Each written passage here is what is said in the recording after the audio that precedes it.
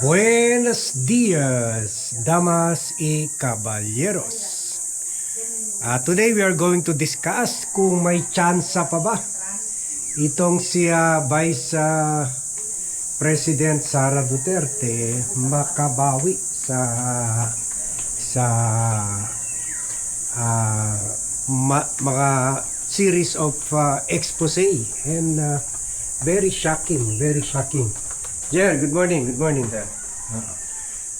Very shocking expose dito sa impeachment clarificatory hearing, ha?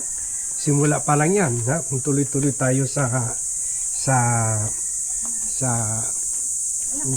kung tuloy-tuloy tayo sa trial sa Senado, ibig sabihin mas marami pang mga katiwalian, criminal activities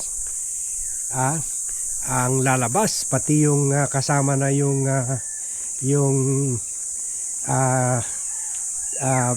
possible violation of the Internal Revenue Code of the Philippines, yung hindi pagbabayad ng taxes or tax evasion, which is also a very serious offense. So yan, kaya right now as we vlog earlier, bugbog sarado na talaga siya, dahil doon pa lang sa doon pa lang sa issue ng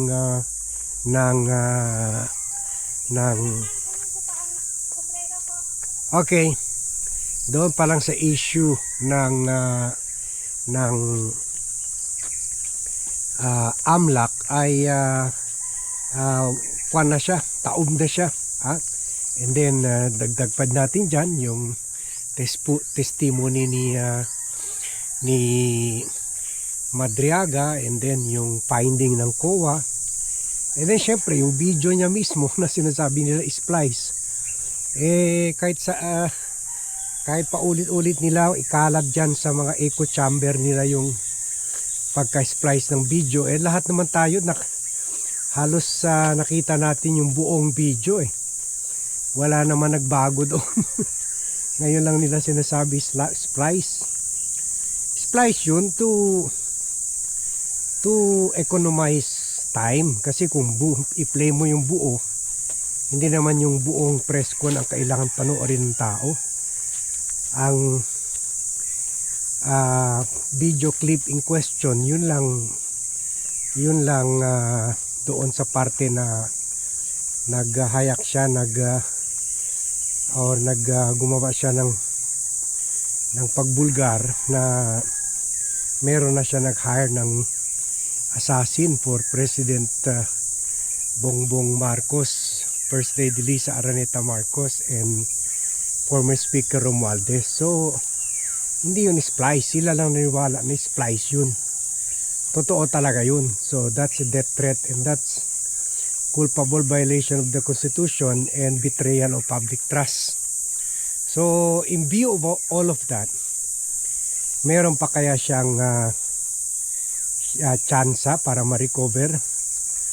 Well, speaking as a political strategist and public relations expert, crisis manager, reputational manager, and propagandist of my own company, Dean and King's Communication,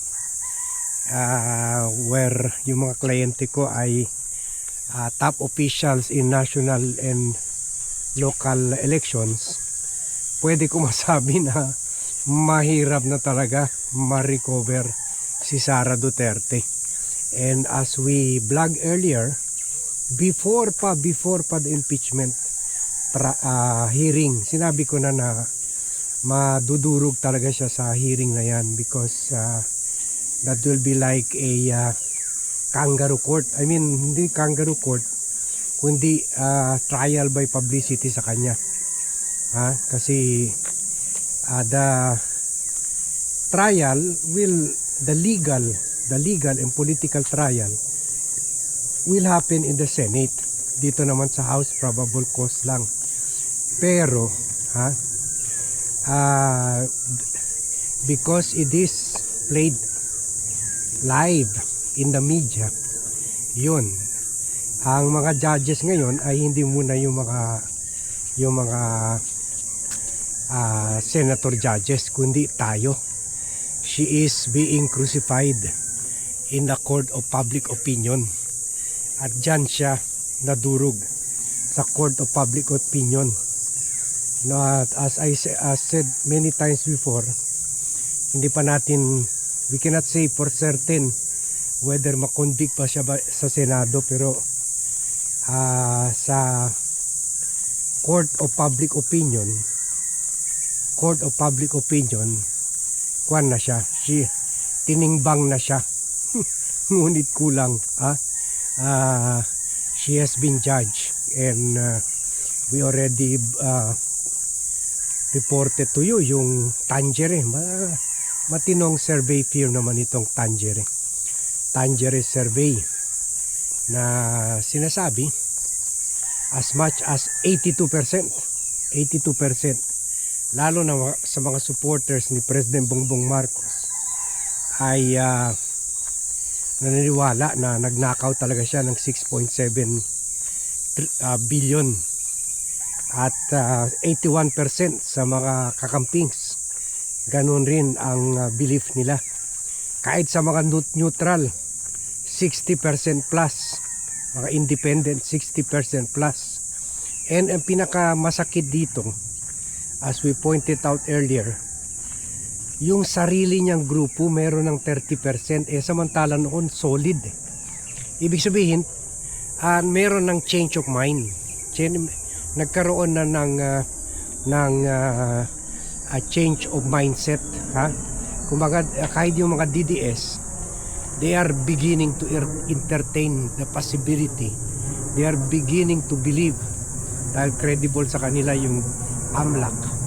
They are beginning to believe na talagang hindi karapat dapat maging presidente si Sara Duterte. So either she will, if she will be convicted, game over na, kasi sa Senate, kung may convict siya sa Senate, hindi na siya makakapagtagbo for any political post or be appointed for any political post. Kahit purok leader or barangay captain, wala na, out of the picture na yan. Pero if she will survive the impeachment at ma-acquit siya, baka bubuhos sila ibuhos niya lahat ng kung meron siya 100 billion o 1 trillion, ibuhos niya lahat sa Senado, at na-acquit siya, hindi pa rin sure na nanalo siya sa 2028, dahil na nga siya, durug na siya ngayon. Imagine, understandable na mataas ng numero, 82% sa mga Marcos supporters ang naniniwala na guilty siya sa issue ng meron siyang tagong yaman. Pero surprising yung 30-35% ng mga DDS, and we're talking about Luzon, Visayas, Mindanao. So that's very dangerous for her. So bababa at bababa pa yan, kasi lalo na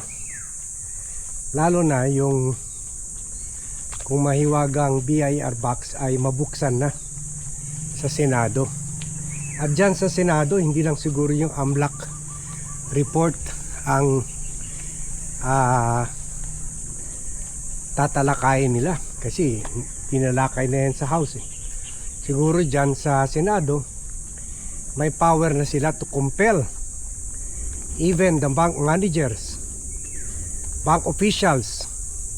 Diba, as we said in our earlier vlog, yung mga bank officials mismo sinasabi na doon na tayo sa trial. Wala naman bank documents na open sa House.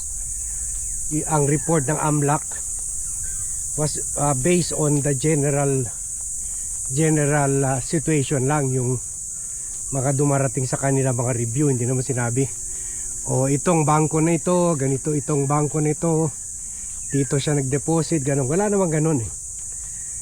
General lang. Pero ang dyan sa Senado, pwede nila ipasumon yung pumasok ng 40 million, let's say sa bank, sa XYZ na bank. Okay, XYZ, patawag natin yung manager, yung na gumanap yung yung pagpasok labas ng pera. Sino ba bang manager noon?